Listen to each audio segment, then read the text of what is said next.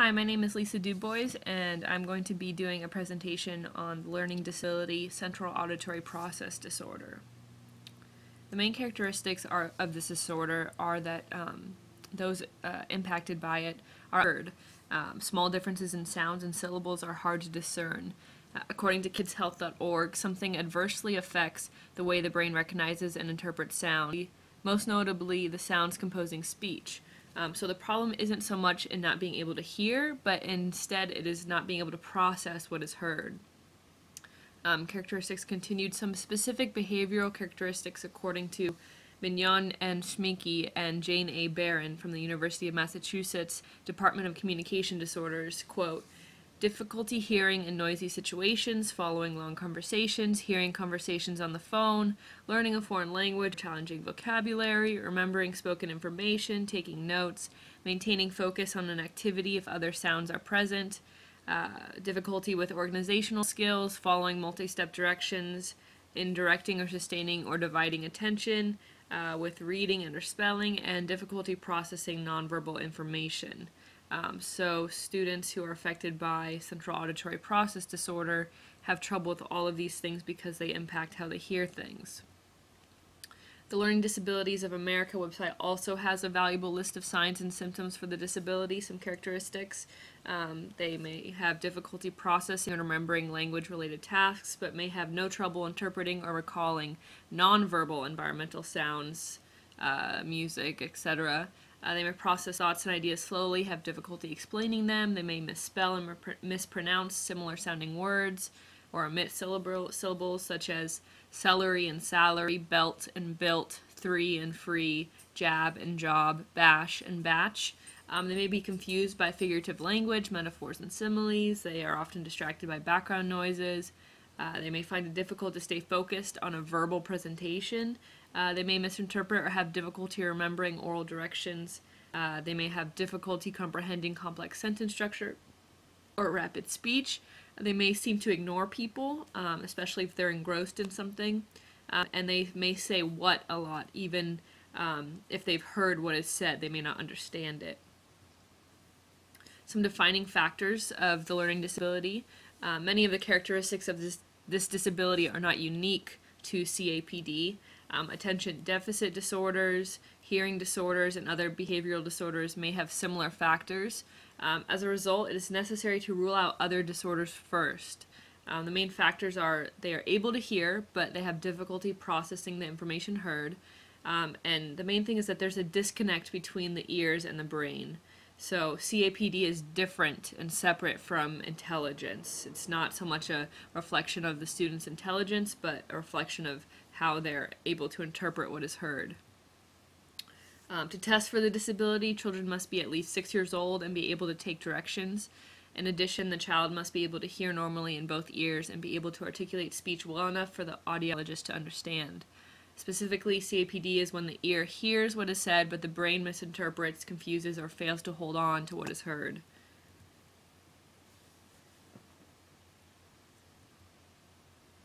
Here are some pictures that differentiate auditory processing disorders from ADHD. So if you see on the top here, it says that ADHD, some things are that they're inattentive, they're distracted, they're hyperactive, fidgety and restless, hasty and impulsive, and they may interpret or intrude.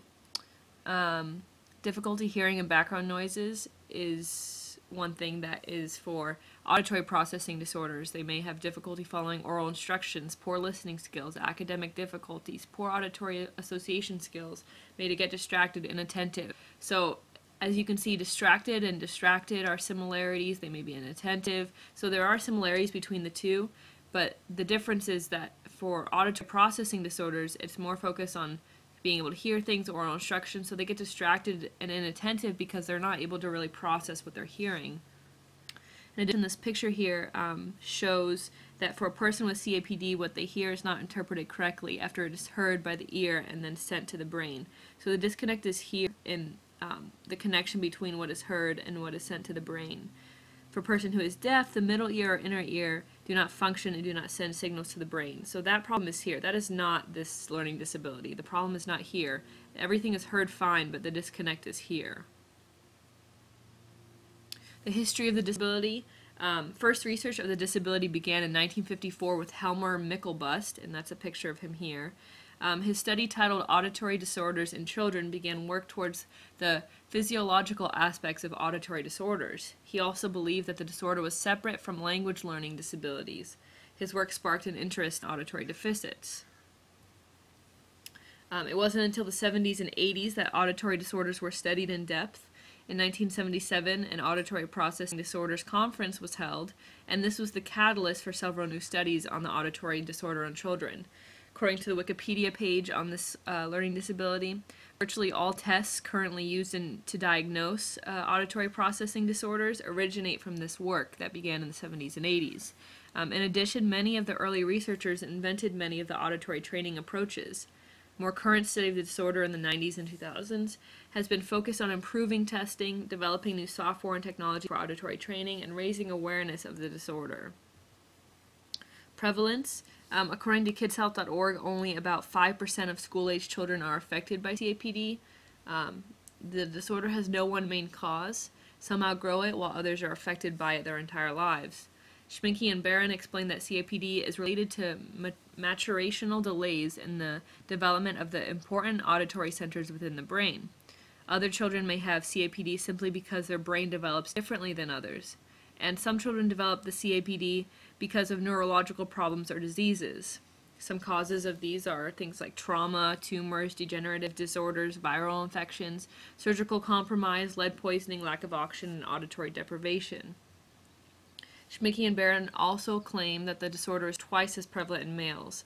Their data shows that only 2 to 3% of children are affected. They state that it usually coexists with other disorders such as speech and language disorders, learning disabilities such as dyslexia, attention deficit disorders, and social or emotional problems. In adults who develop CAPD, the cause is usually from a neurological disorder or disease, including neurodegenerative diseases. Here's a picture that just identifies how auditory difficulties are related to all these different disorders. Specific learning difficulties, autistic spectrum disorder, anxiety, Tourette's, OCD, kids who are gifted, even ADD, depression, ADHD. So all of these things can have some sort of auditory processing difficulties along with them. So that shows how these symptoms aren't necessarily unique specifically to this one, and how it can be prevalent in multiple disorders. So diagnostic criteria has some trouble because it's found in so many different disorders. So diagnosis is made on the basis of performance on behavioral auditory tests. There is no specific requirements for which test to use, and the test can create false results when other factors such as distraction or limited language ability interfere.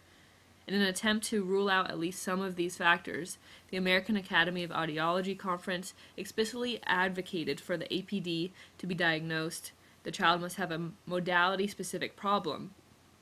For example, it must affect auditory but not visual processing. However, an ASHA committee subsequently rejected modality specificity as a defining characteristic of auditory processing disorders. Here it shows a graph that was used.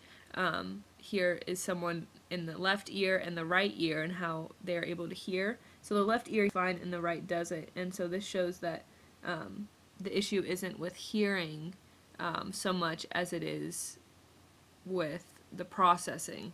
So with this ear, they weren't able to hear everything that was done. And so that shows that they probably do not have this disorder, or if they do, it may be because the right ear can't hear as well. Some research-based instructional strategies. According to the LDA, Learning Disabilities Association, some helpful strategies involve utilizing other set from hearing and allowing more time for understanding and response. Specifically, show rather than explain, reduce directions, give clues such as ready, ask specific questions to ensure understanding, ask students to verbalize concepts, supplement more intact senses, visual cues, signals, handouts, manipulatives. Schminke and Barron state that, in general, the approaches to remediation or management fall into 3 main categories: enhancing the individual's language and cognitive resources, and improving the quality of the auditory signal. Specifically, some strategies include acoustic remodeling of classrooms to limit outside noise distractions, hearing enhancing devices to help the student hear the teacher more clearly, and lastly, as a teacher, to simply remember to speak clearly, check for understanding, and implement visual and tactile aids. Resources for parents. Here are two websites: the Learning Disabilities Association of America. It's an auditory processing disorder page, and this website provides basic information on the disability, helpful strategies, and other areas of the website specifically for parents. And then the second one is LD Online, Learning Disability Online. It's a website that focuses on learning disabilities and ADHD. So the website includes many articles and resources for parents to help their kids with auditory processing disorders. Next is resources for teachers. LD Online is also a great resource for teachers. It includes beneficial information and tips for teachers to help their students with auditory processing disorders, and also includes a wide selection of articles and resources that can help them. Next is a website called Time for Learning, and it's a website that provides teachers help with their students who have learning disabilities. The website includes introductory information as well as additional lesson demos and lesson plans, which may require registration on the website, but there's a lot of free things on there too. And the website gives facts about the disability as well as strategies for combating the disability in the best way. And here are my references. So that concludes the presentation on central auditory processing disorder and disabilities. Thank you.